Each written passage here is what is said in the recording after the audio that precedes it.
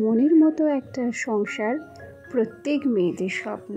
তবে শুরুতেই যে সব সংসার মনের মতো হয় তা কিন্তু নয়। সংসার জীবনের অনেক কয়টি ধাপ পার করে অনেক ধৈর্য সহ্যের ফলে তিলে তিলে কিন্তু একটা সংসার নিজের মনের মতো করে গড়ে তুলতে হয়। যাই হোক, অনেক গল্প অনেক কথা হবে তোমাদের সঙ্গে। তার আগে চলো নিজের পরিচয়টা দিয়ে নিই।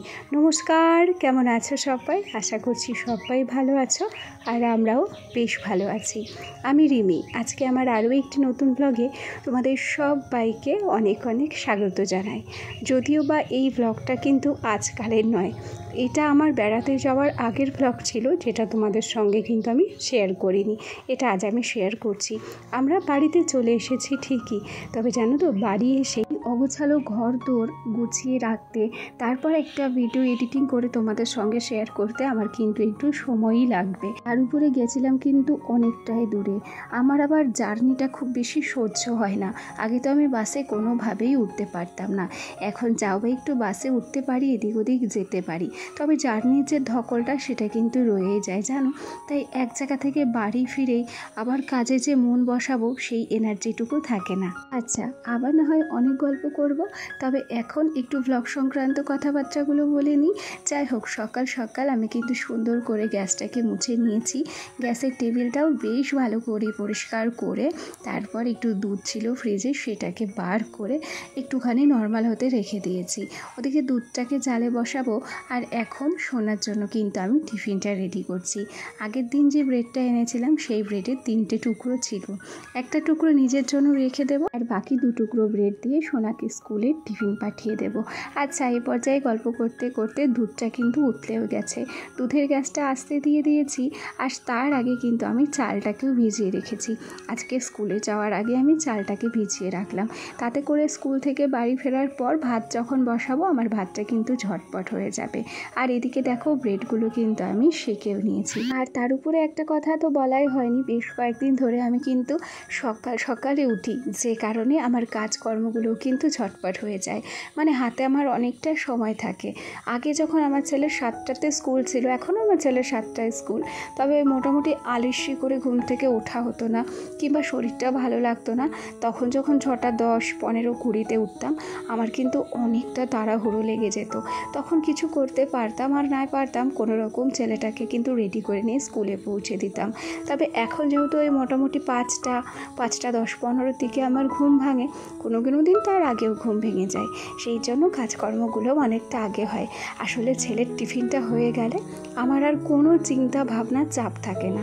তখন যা চাপ থাকে ছেলেটাকে স্কুলে দিয়ে আসার পর রান্না বান্না বলো, ঘরের কাজ বলো, সব কিছু গুছিয়ে নিই। আচ্ছা, গল্প করতে করতে এদিকে কিন্তু আমি 1 কাপ দুধ চা করেও নিয়েছি। আর ওই যে বললাম, আমার হাতে এখন সকালে বেশ খানিকটা সময় থাকে, তাই চাটা কিন্তু আমি বেশ শান্তিতেই উপভোগ করতে পারি। আসলে চা জিনিসটা আমার ভীষণ প্রিয়, তাই শুধুমাত্র চাটুকুকে যদি আমি একটু বসে না খেতে পারি, তাহলে আমার সারা দিনটা যেন কেমন অগোছালো হয়ে যায়। আচ্ছা, এই পর্যায়ে স্কুলে এসেছি। তোমরা খেয়াল করেছো, দুর্গা ঠাকুর কিন্তু প্রায় রেডি হয়েই গেছে।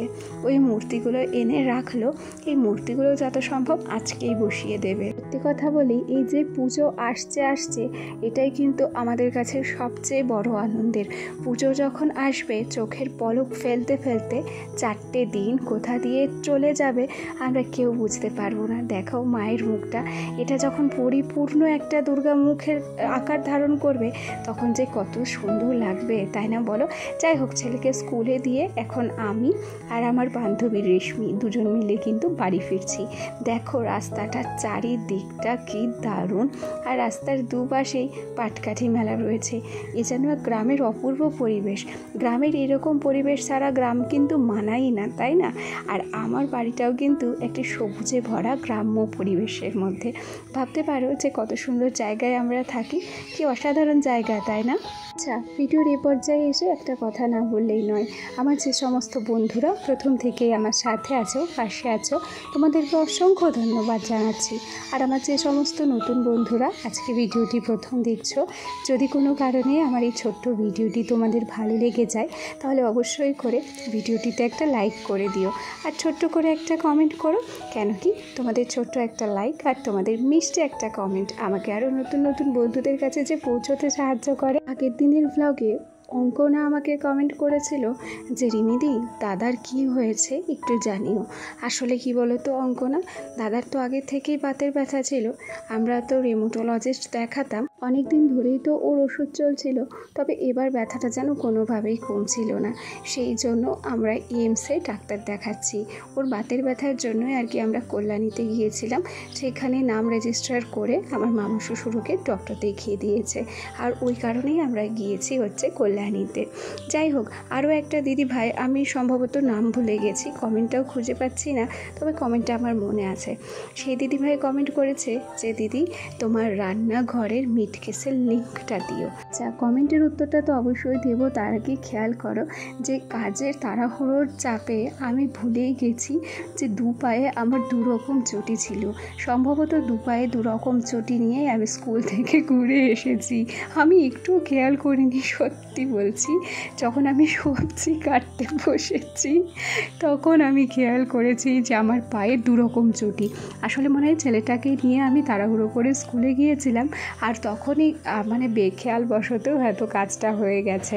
যাই হোক, সেটাই একটু আমি তোমাদের সঙ্গে শেয়ার করেছি। আর গল্প করতে করতে সবজিগুলোও আমি কেটে নিয়েছি। আচ্ছা, এই পর্যায়ে বলি মিট কেসের লিঙ্কটা দেওয়ার কথা। আসলে মিট কেসটা তো আমি কখনোই অনলাইন থেকে কিনিনি।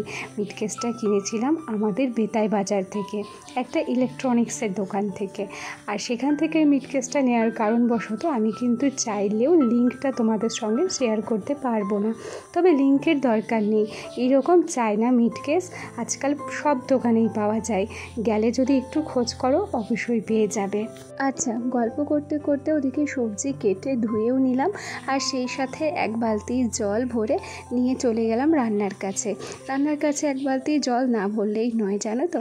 আর আজকে না বাসি নাইটিটা মেলতে আমার মনেই ছিল না, এখন সবেমাত্র মনে পড়লো। আর এখন এই বাসি নাইটিটা আর গামছাটা একটু মেলে দেব। যদি এটা ঘন্টাখানেক আগেই আমি মেলে দিতে পারতাম তাহলে প্রায় আধ শুকনো হয়েই যেত, জানো। আচ্ছা, নাজনীন দিদি আমার আগের দিনের ভিডিও দেখে ভেবেছিল আমি মনে হয় বাড়ি ভাড়া নিয়েছি। পরে সে বুঝতে পেরেছে যে আমি মামা বাড়ি গেছি। আসলে নাজনীন দি, ওটা আমার মামার বাড়ি ঠিকই, তবে ওটা আমার মামা শ্বশুর বাড়ি। আর ঝট করে চাইলেই কি বাড়ি ভাড়া নেওয়া যায়? আর বাড়ি ভাড়া নেবই বা কেন, নিজের যখন একটা ছোট্ট সুন্দর বাড়ি আছে গ্রামের পরিবেশে। যাই হোক, ছেলে মেয়ের পড়াশোনার ক্ষেত্রে যদি কখনো বাড়ি ভাড়া নিতে হয় তাহলে নিতেই হবে, কোনো কিছু করার থাকবে না তখন। চলো ঝটপট চলে এলাম এই ঘরে। ওদিকে রান্না তো বসিয়েই দিয়েছি, আর এই পর্যায়ে আমার যে মশলা জারগুলো আছে সেই মশলা জারগুলো সুন্দর করে পরিষ্কার করে নিচ্ছি।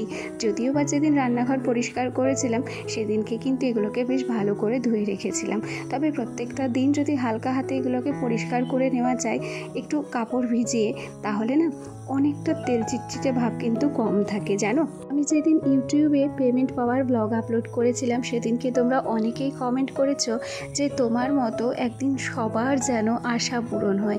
আবার অনেকে কমেন্ট করেছো আমাদের আশা কবে পূরণ হবে কি জানি। অবশ্যই আমিও চাই যে আমার মতো প্রত্যেকটা মেয়েদের স্বপ্ন আশা সত্যিই যেন পূরণ হয়, তাতে করে আমিও কিন্তু ভীষণ খুশি হব। যাই হোক, ভিডিওর এই পর্যায়ে এসে আমার আজকের ভিডিওটি তোমাদের কেমন লাগলো কমেন্ট করে জানাতে ভুলো না। আজ তবে আসি, আগামীকাল তোমাদের সঙ্গে আবার দেখা হবে নতুন একটা ভিডিওর সাথে। ততক্ষণ পর্যন্ত সবাই সুস্থ থেকো। টাটা সবাইকে।